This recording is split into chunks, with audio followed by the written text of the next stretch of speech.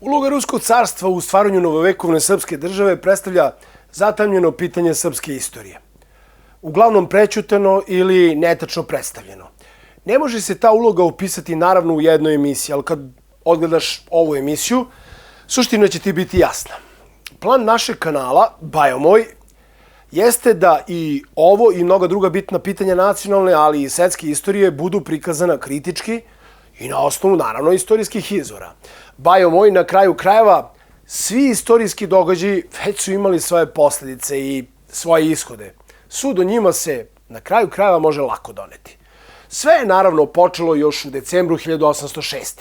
kada je ustanička Srbija na čelu sa Karađorđem trebalo da sklopi Ičkov mir. Taj mir trebalo je da dovede do onog ishoda koji su Srbi dobili tek deceniju kasnije nakon drugog srpskog ustanka, to je stvaranje autonomne Srbije. Baš tu na scenu stupa Rusko carstvo i njegova diplomatija. Rusija je sprečila sklapanje tog mira. U decenijama koje će nastupiti, Rusija će se javno postavljati kao zaštitnica Srbije, zapravo će praviti niz tajnih javnih dogovora sa drugim svetskim silama na štetu Srbije. U ovoj emisiji govorit će vam Nikola Simićević i ja, Aleksandar Šargić, a obradit ćemo pre svega Sanstefanski mir, Rajštatski i Budimpeštanski dogovor, kao i sve ključne događaje koji su do ovih, po Srbiju izuzetno nepovoljnih događaja doveli. Tajnu konvenciju i Ligu tri cara obradit ćemo u zasebnoj emisiji, jer o njima se može govoriti tek kad znamo šta je svemu prethodilo. Bajo moj, ovo nije kanal na kome će se pričati ispričane priče. Ovo je kanal gde ćemo tumačiti svet oko nas. A istorija, ona je tu najvažniji alat.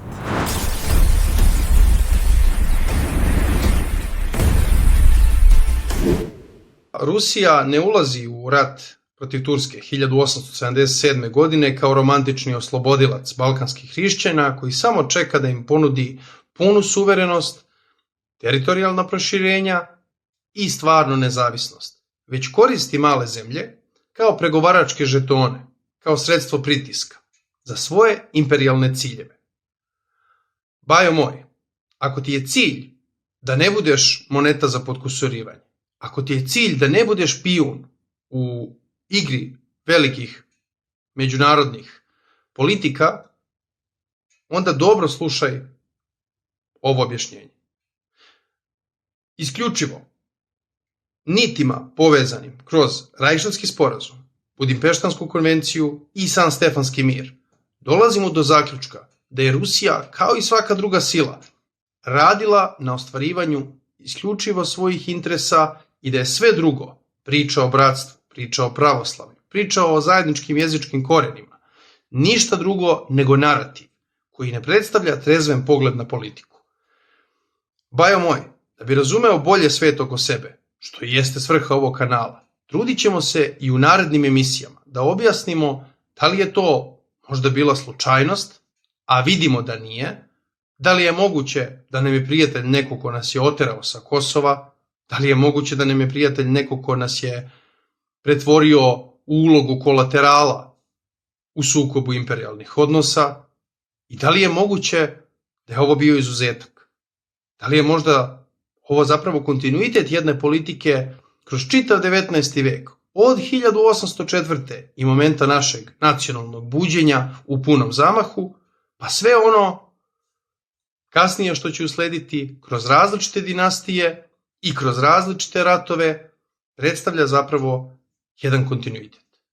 Trudit ćemo se i u narednim emisijama da dopunimo sve ovo što vas zanima i nadam se da zaista ima smisla, jer svaka je potreba, mislim preko potrebna, pogotovo u današnjim događajima i u vremenu u kome živimo, da razumemo prošlost, da bismo mogli iz te prošlosti da povučemo paralele sa sadašnjošću.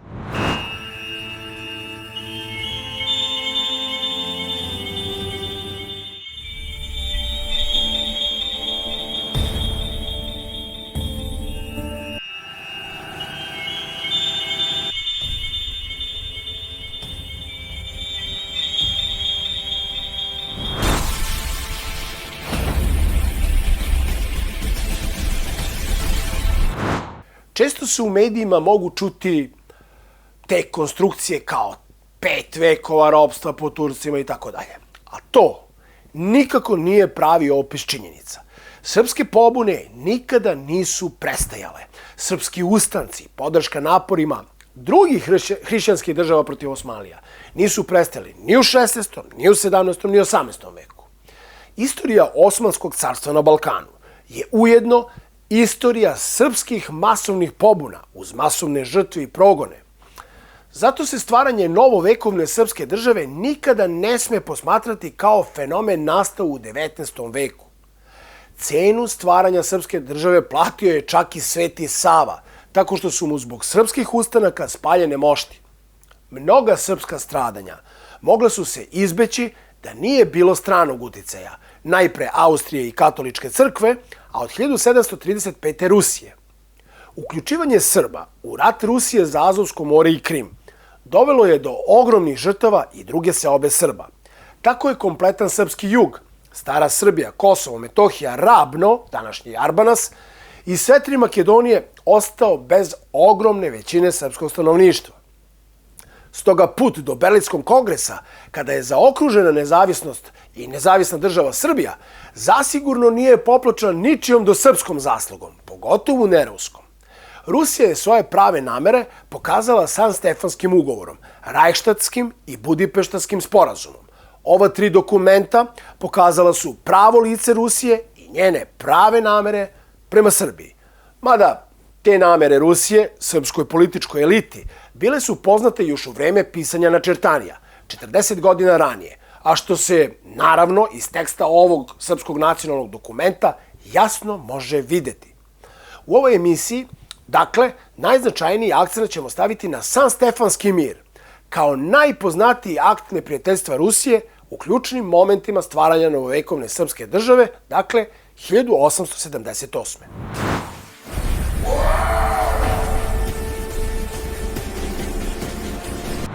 Kao što je Aleksandar najavio, današnja tema će biti sporazumi u kojima je Rusija na izvestan način iskoristila Srbiju i srpske interese kako bi ostvarila nekakve svoje pretenzije i interese na Balkanu, koji ulaze u kontekst širih interesa ruske imperijalne politike. Dakle, ono što je važno da razgraničimo da Rusija, kao i svaka druga imperijalna sila, ima imperijalne interese i treba se posmatrati isključivo u tom kontekstu.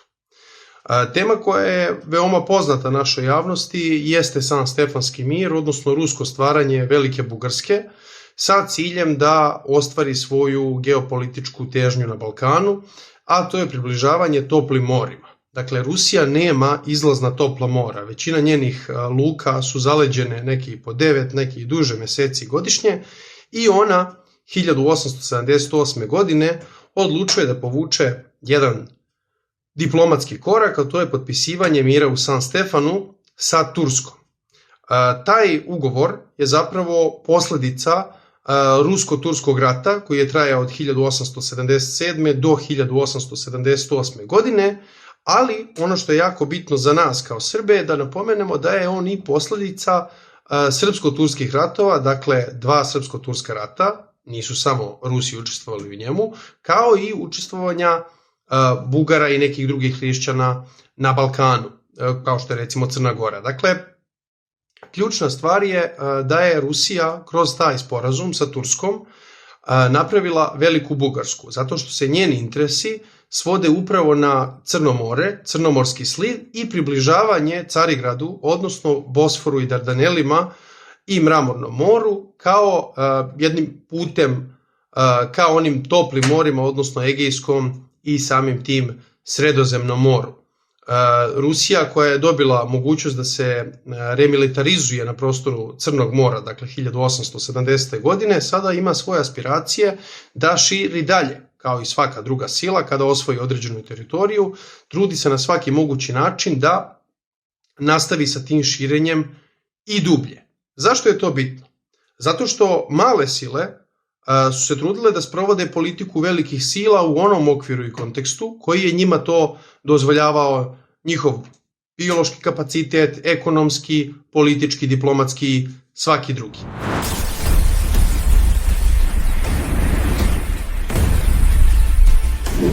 Kada pogledate kartu Velike Bugarske, odnosno ono što je Rusija napravila, zahvaljujući tom sporazumu s Turskom, odnosno San Stefanskom ugovoru, vidimo Bugarsku koja uzima takođe ne samo velike teritorije, daleko veće od onih koji su pre toga dogovoreni u sporazumima o kojima ćemo se baviti pre ovoga, jer nam je potreban jedan temelj cele ove priče koji se često izostavlja, već zapravo na veoma perfidan način ograničava srpske interese i srpsko teritorijalno širenje ka jugu, gde se nekada širila i država Obrenovića.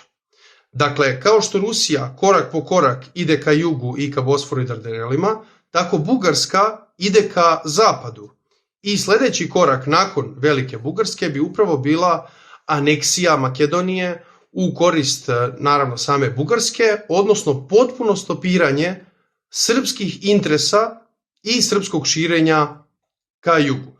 Dakle, ono što je važno naglasiti, politika Obrenovića, a pre svega Milana Obrenovića i namesnika, se fokusirala na dve ključne tačke. To su bili Bosna i sa druge strane Makedonija, odnosno oslobađanje stare Srbije, današnje Kosova i današnje Severne Makedonije. Neke od tih stvari smo već i ostvarili. Kosovo smo u dobrom delu povratili, celo Kosovsko pomoravlje, osvojili smo čak i delove kao što su Niš i mnogi drugi delovi južne i istočne Srbije, da ne nabrajamo sada korak po korak sve šta je tu bilo. Međutim, ti rezultati naših vojnih akcija i političkih u moru političkih tenzija i pritisaka koje je srpska vlada trpela su ipak ostvareni samo da bi bili poništeni ruskom odlukom, dakle ruskom imperijalnom odlukom, u dogovoru s Turcima, našim neprijateljima, da se povučemo sa Kosova i iz Šopluka.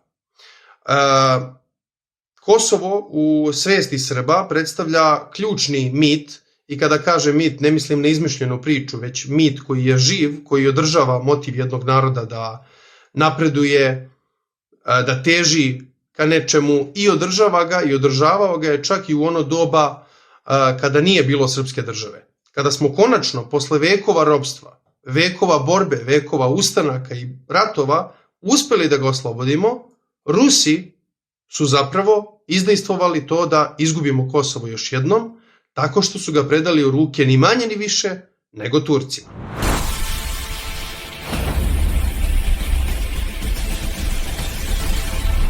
Ključna stvar je da je Rusija ovim ugovorom naštetila ne samo hrišćanima na Balkanu poput Srba, već i Grcima, jer je uzela delove gde je živelo grčko stanovništvo i pripojila ih Velikoj Bugarskoj. Velika Bugarska, sa druge strane, je apsolutna kontradikcija sa ugovorima koje je potpisala sa Austrijom, koja svoje težnje ima ka Bosni i Hercegovini. Iz razloga zato što su Bosna i Hercegovina teritorije gde je Austro-Ugarska jedino još mogla da se širi, odnosno takođe ka jugu. Iz razloga zato što su postojali ratovi sa Italijom i desilo se ujedinjenje Nemačke i gubitak, odnosno poraz Austrije u nemačko, to jest prusko-austrijskom ratu 1866. Austrija nema drugi izbor gde da se širi, za razliku od Rusije koja je imala ogromnu teritoriju i mogla je da se širi i na prostorima Azije. Međutim, upravo zbog interesa koje sam objasnio, ona staje na stranu Bugarske naspram obećanja koje je ponudila Srbima. I mislim da je to jako bitno da podvučem, Aco, iz razloga zato što se Rusija ovde predstavlja kao jedan zaštitnik svih balkanskih hrišćana, što je ona imala po ugovoru iz 1774. godine, ako se ne varam, Kučuko-Enadžijski sporazumom, ali ga je delimično izgubila porazom u Krimskom ratu, odnosno 1856. godine. Kako bi povratila taj status, motivisala je skoro sve balkanske hrišćane da uđu u rat protiv Turske i Srbija je prva zemlja koja je ušla u taj rat. Mi smo bili hrabri, najodlučniji, a nismo bili toliko dobro opremljeni, ali smo ipak, verujući u dobre ruske namere, ušli u taj sukob smatrajući da ćemo dobiti ono što zaslužujemo i da ćemo povratiti naše zemlje i osloboditi naše stanovništvo na prostoru Makedonije i na prostoru Kosova i južnih delova današnje Srbije, kao i istočnih. Međutim, ruski planovi su apsolutno delovali protiv naših i San Stefanski ugovor je verovatno najveći ne samo poraz srpsko-ruskih odnosa i nekakve prijateljske politike kakav se ona predstavlja, već zapravo služi kao najčistije ogoljenje pravih interesa Rusije, gde je ona pokazala svoje pravo lice u odnosu prema nama. Sam taj sporazum je takođe podrazumevao da Austrija dobije i Bosnu i Hercegovinu, što će se kasnije i desiti njegovom revizijom na Berlinskom kongresu, jer mi ovde percipiramo često da je Berlinski kongres bio nešto što je loše po Srbe. Zapravo Berlinski kongres je samo reakcija na rusko-turski sporazum zvani San Stefanski mir. Kako su Rusi izdali na taj način Srbe na prostoru Kosova i južne Srbije, isto su izdali Srbe koje su potpirivali na Nevesinsku pušku i ustanke koji su se desili 1875. u Hercegovini, kasnije i u samoj Bosni, na teritorijama koje će predati Austriji.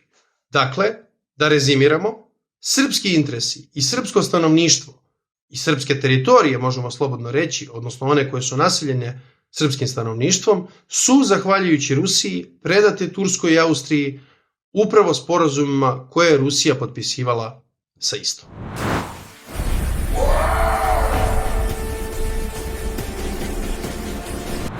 Put do 1878. godine bio je posut izdajom takozvane majke i zaštitnice. Već od 30. godina 19. veka Rusko carstvo počinje da gradi projekat Velike Bugarske. Ruska diplomatija imala je san o izlasku na topla mora, preko Carigrada, Bosfora i Dardanela. Naravno, od Krima, preko Crnog mora do Mediterana. Smatrali su da je izgradnja vazalne Bugarske prečica do tog velikog cilja. Projekat Velike Bugarske započeo stvaranjem Bugarske autokefalne crkve, u što je Rusija uložila veliki novac i ogromne diplomatske napore, najpre napore prema Osmanskoj porti. Bugarska crkva, poznatija od 1870. kao Bugarska egzarhija, kada je zvanično osnovana, počinje da vrši propagandu i asimilaciju preostalih Srba na teritoriji Šopluka, znači današnje zapadne Bugarske, Vardarske i Egejske Makedonije i delova današnje Albanije. U taj projekat bili su uključeni i takozvani slovenofilski komiteti, koji su bili zapravo finansirani novcem iz Rusije, od ruskih tajkuna, i ti komiteti su aktivno radili na diskreditaciji dinastije Obrenović, naravno i na promociji radikala. U takvoj atmosferi stižemo u 1876. godinu, kada započinje prvi srpsko-turski rat, a Rusija baš tada sklapa tajne dogovore na štetu Srbije sa drugim velikim silama.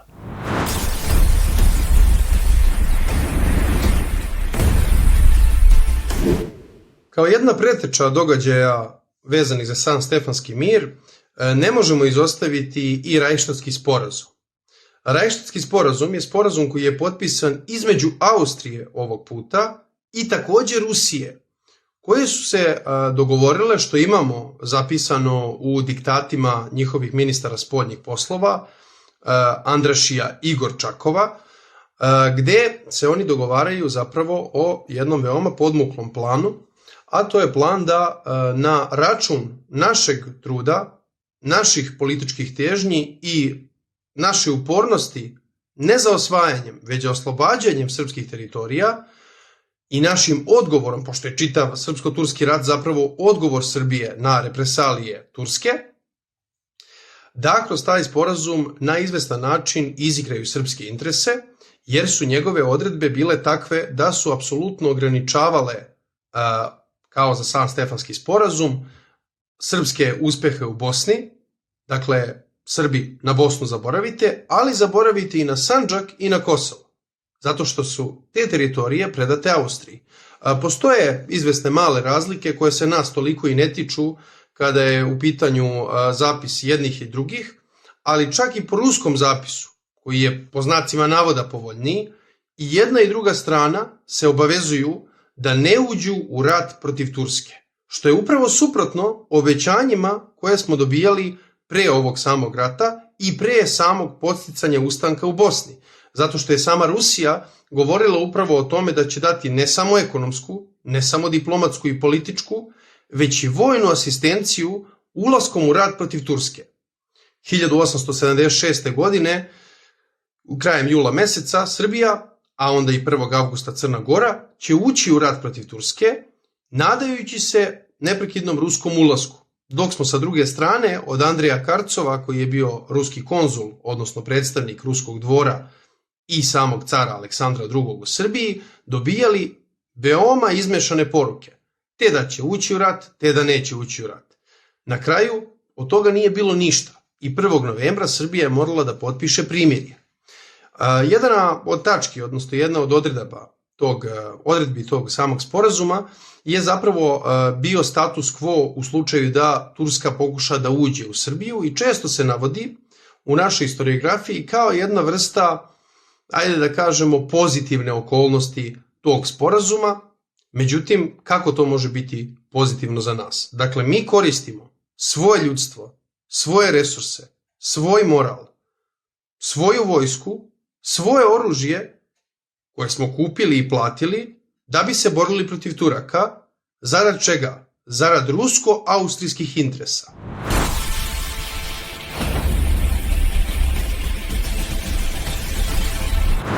Razlika je u tome što Austrija nije obećavala nama asistenciju u slučaju rata, za razliku od Rusije, tako da veća politička, možemo slobodno reći, moralna odgovornost za propast tog rata leži na Rusiji, koja nije ušla u rat kada je to bilo po dogovoru sa tadašnjim knezom Milanom Obrenovićem.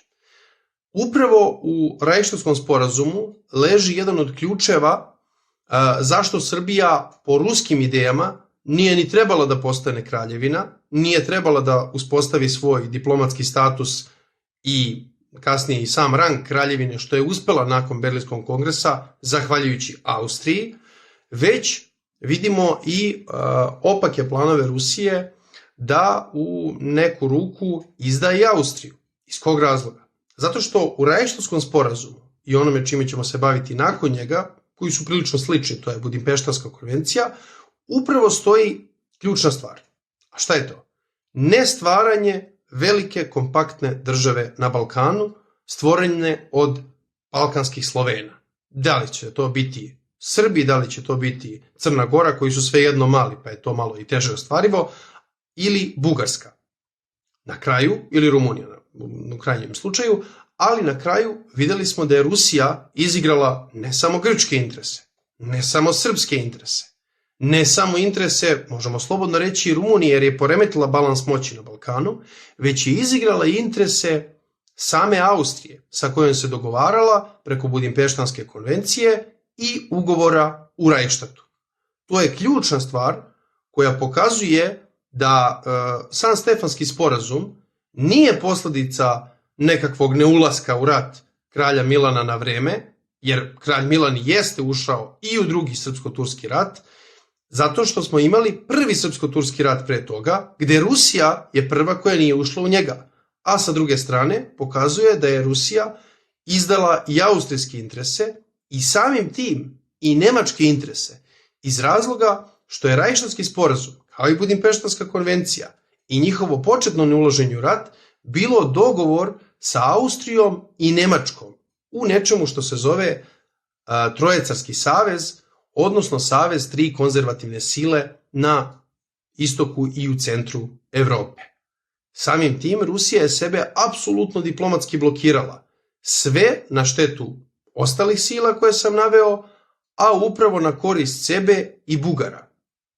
Berlinski kongres će biti revizija San Stefanskog sporazuma i onih dogovora koji su propali ruskim delovanjem u Rajštatu i u Budimpešti.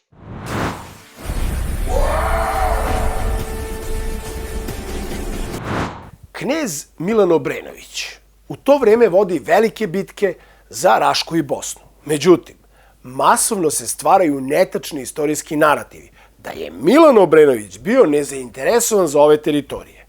Te lažne narative piše ruska propaganda u Srbiji kako bi prikrila svoje tajne dogovore sa Austrijom i Turskom. Milanu Obrenoviću je pripisana tobožnja izdaja, a zapravo je Rusko carstvo više puta javno i tajno potpisalo dogovore sa Habsburzima i preuzele na sebe obavezu da štiti pravo Austrije na upravljanje Bosnom, Hercegovinom i Sandžakom. Najgore od svega je to što se sve dešavalo tokom teških ratnih borbi, a ishod je zapravo već bio poznat. Milan Obrenović će tek 1878. saznati da Rusija radi Srbiji iza leđa. Rusija i Austrija apsolutno su se slagale oko jednog ključnog pitanja. Na Balkanu ne sme biti stvorena velika srpska država.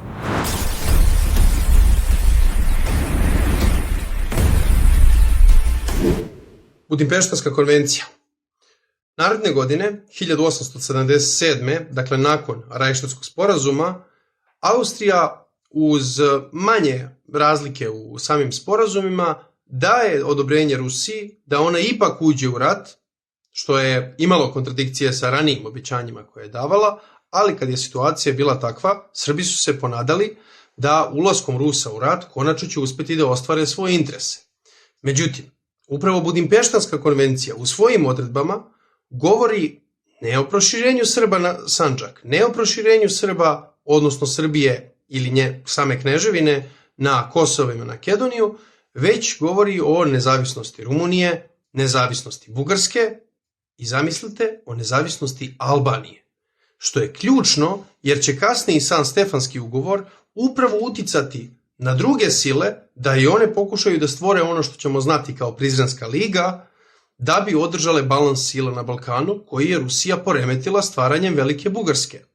Međutim, dok se to sve nije desilo, Rusija se obavezala da neće postojati Velika Bugarska, ali takođe kroz Reichstag i kroz samu Budimpeštansku konvenciju, za koju mi nismo znali, obavezala se da bude, možemo slobodno reći, formalni saveznik Srba, a zapravo nas koristi kao instrument za svoje geopolitičke interese.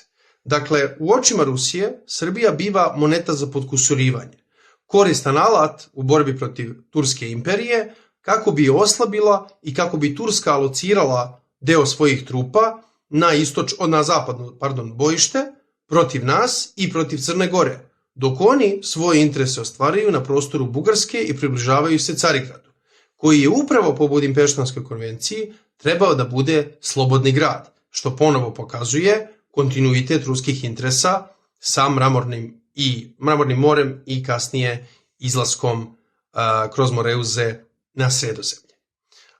Kroz Budimpeštansku konvenciju, Rajštatski sporazum i kasnije San Stefanski mir vidimo zapravo jednu, možemo slobodno reći tako, podmuklu igru Rusije da izigra ne samo svoje balkanske saveznike, nego i da dobije teritorijalna proširenja lično, odnosno kao sama država, i da uspostavi marionetske države. Zašto kažem da ima lična teritorijalna proširenja? Pa zato što će upravo Budimpeštanskom konvencijom, u dogovoru, kažem još jednom, sa Austrijom, dobiti pravo da ponovo okupira ili osvoji Besarabiju, koju je izgubila u pomenutom Krimskom ratu. A sa druge strane, Austrija će da dobije Bosnu, gdje se Rusija po samom sporazumu navodno odriče svojih interesa u Bosni. A koji su to njeni interesi u Bosni? Pa njeni interesi u Bosni, po obećanjima koje je davala nama, su zapravo srpski interesi, jer su poverenje koje su Srbi imali prema Rusiji upravo imali iz razloga zato što se Rusija obavezala njima kroz brojne depeše, korespondencije, prepiske, pisma, dopise, preko konzula, preko svojih predstavnika u Carigradu, preko samog ruskog dvora i preko Ministarstva spoljnih poslova, da pomogne Srbima da na prostoru Bosne imaju svoju državu ili da na neki način prošire svoju teritoriju tamo tako što će uzeti čitavu Bosnu i Hercegovinu za sebe.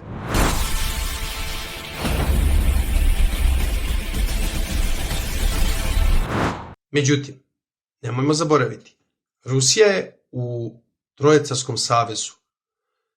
Samim uzimanjem Bosne, pošto Austrija više nema gde da se širi, Rusija bi na taj način, pod jedan, sukobila Srbiju i Austriju u budućem ratu, jer to bi bila neminovnost, iz dva razloga.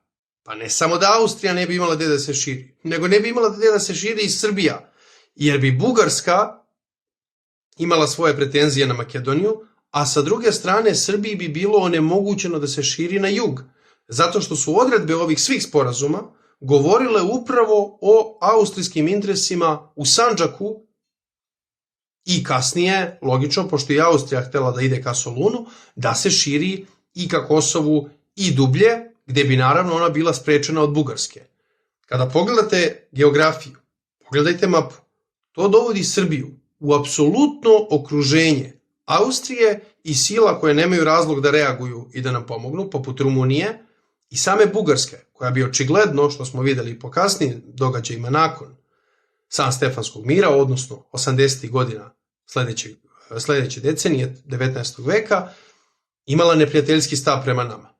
U tom potencijalnom ratu Srbija bi najverovatnije bila uništena, što znači da su ova tri sporazuma, odnosno ugovora, dva sa Austrijom i jedan sa Turskom, koje je Rusija potpisivala, ne samo ograničavale naše teritorijalne interese, ne samo ograničavale našu ekonomsku moć, jer imamo manje teritorije, manje industrijskih zona, manje jednostavno, ajde kažemo, zemljišta koje bi urodilo nekim plodom, ne samo da su nas sukobljavali sa našim najbližim komšijama, jer se sa Austrijom graničimo, a sa Rusijom ne, i samim tim našim trgovinskim partnerima, što će oni i postati nakon svega ovoga, upravo zbog ovih ruskih odluka, već bi nas potencijalno stavili na potpuni odstrel u nekom budućem ratu koji bi nas zadesio, gde bi nas verovatno, zbog situacije diplomatske u kojoj smo se našli, ponovo svrstali uz sebe, dok jednostavno Austrijanci ne završe s nama i na taj način u nekakvom alternativnom, ajde kažemo, univerzumu Prvog svetskog rata, Austrija ne okupira u potpunosti Srbiju, uništi srpsku vojsku i u Bosni i u Srbiji, i to je scenarij koji je verovatno došao ranije, kada još nismo imali uopšte ni dovoljno naoružanja, ni dovoljno ekonomske moći, niti bilo čega da se suprotstavimo takvoj sili. Međutim, smatrali smo da možemo da se suprotstavimo protiv Turske, koja je bila daleko slabija, uz rusku pomoć koja, kao što smo videli, nije došla u Prvom srpsko-turskom ratu, a nakon toga je izigrana kroz Sanstefanski sporazum, koji je negde već u onim okvirima dogovora sa Austrijom i bio najavljen, a na kraju još više intenziviran ruskim odlukama da i samu Austriju, samim tim i Nemačku, prevare. Sada, još za sladokusce, ostavio bih još jednu stvar koju smatram da je potrebno pomenuti. Nakon svih ovih događaja, Rusija, ne možemo reći da se vodila geopolitičkim pragmatizmom. Iz razloga zato što pragmatizam upravo govori u ostvarenju tih interesa. Nakon reakcije velikih sila, pre svega Austrije i Britanije, zvane Berlinski kongres, druge reakcije su vrlo brzo usledile. Grčka se polako udaljila od Rusije i približila Britaniji. Rumunija se 1883. godine takođe udaljila od Rusije i približila centralnim silama, odnosno Austriji i Nemačkoj, kao što će uraditi i neke države na zapadu, a između ostalog uradit će i Srbija. Ne zato što su joj bili bliži interesi Austrije iz nekakve austrofilije, ne zato što je kralj Milan imao pojedine bubice u glavi, već isključivo iz narodnog i nacionalnog interesa, poučeni primjerima iz istorije koja ih je zatekla. Bajo moj, trudi se da ovakav slučaj ne zatekne i tebe. Kao što sam već rekao, bajo moj, ovo nije kanal na kome će se pričati ispričane priče. Ovo je kanal gde ćemo tumačiti svet oko nas, a poznavanje istorije, to je ključ koji otključava bravu znanja i skida naslage tame i prašine sa istine.